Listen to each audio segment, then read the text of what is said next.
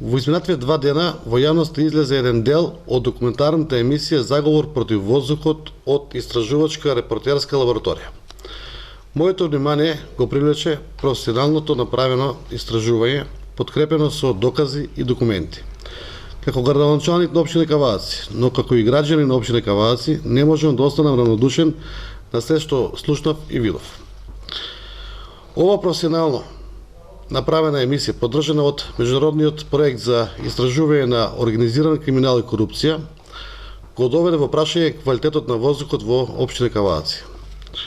Не смееме пред се како градоначалник и како општина да дозволиме интересот на бизнис секторот да биде пред здравјето на граѓаните. Со увоз на отпадно гориво кое е забрането во Европска унија, а кај нас се увезува како мазот и се потребува, а знаејќи дека тоа има смртоносни последици, некој мора да сноси одговорност. Ги повикувам надлежните институции, Министерство за економија, Државниот пазарен инспекторат, Министерство за животна средина, како даватели на интегрираната еколошка А дозвола, Царинската управа и Инспекторатот за животна средина да ги испитаат изнесените информации и докази во емисијата и да постапат согласно своите надлежности. Доколку има било какви пропусти, доколку законите во нашата држава пак се спротивни со законите од Европска унија, би повикал на подхитна интервенција во самата законска регулатива. Согласно податоците во емисијата, најголем корисник на ваквите мазут, отпадно гориво се јавува поранешното фен индустри, односно Евроникел индустри, со потрошувачка од 2500 тони месечно. Една толку голема и гигантска компанија како што е Евроникел Кавадарци, со над 1000 вработени, нејзиниот менеджерски тим имаат одговорност пред се за безбедноста на своите вработени, нивните фамилии и одговорност на целото население на општина Кавадарци. Затоа потребно е Евроникел да преиспита со кои компании соработува, какви суровини согорува, колку се професионални фирмите со кои соработува и дали презема сите чекори за заштита на животната средина. Јас сум свесен дека многу семеи се екзитираат од оваа компанија и компанијата има значење и улога во развој на стопанството во нашата општина. Но животот и здравјето на жителите на општина Кавадаци сега што е да биде на прво место и најважно од се. Благодарам. Градоначалниче, подолг период 2500 тони, значи месечно се согорувале.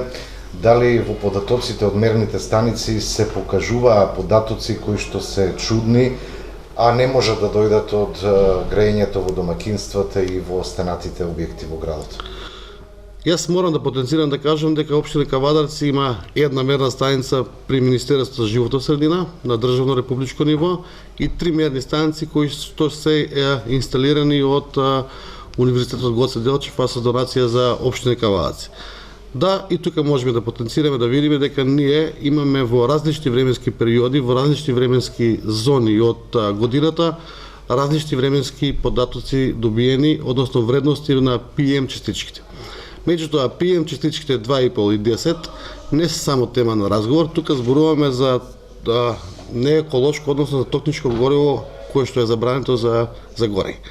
Значи, покрај создавањето на PM частичките кои се мерливи и видливи во делот на нашите станици, ние не можеме да го мериме токсикологијата, односно колку е токсичен воздухот и колку е загарен покрај овие два параметри.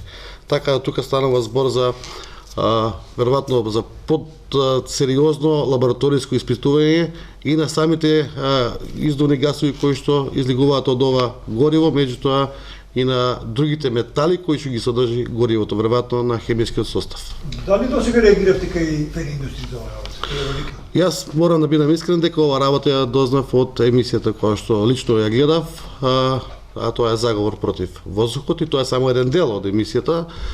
И претходно немав ниту информации, ниту кои се добавувачи, а морам да кажем како општина дека Евроникел директно е под Министерство за животна средина, односно со интегрираната А дозвола која што ја дава државата, односно Министерство за животна средина, така да немаме директни ингеренции во делот на екологијата. Немаме надлежност како општина, меѓутоа што доколку наредниот период институциите не се зафатат со целосно расчистување на овој случај, што ќе превземиме или ќе превземите како градоначалник и како општина?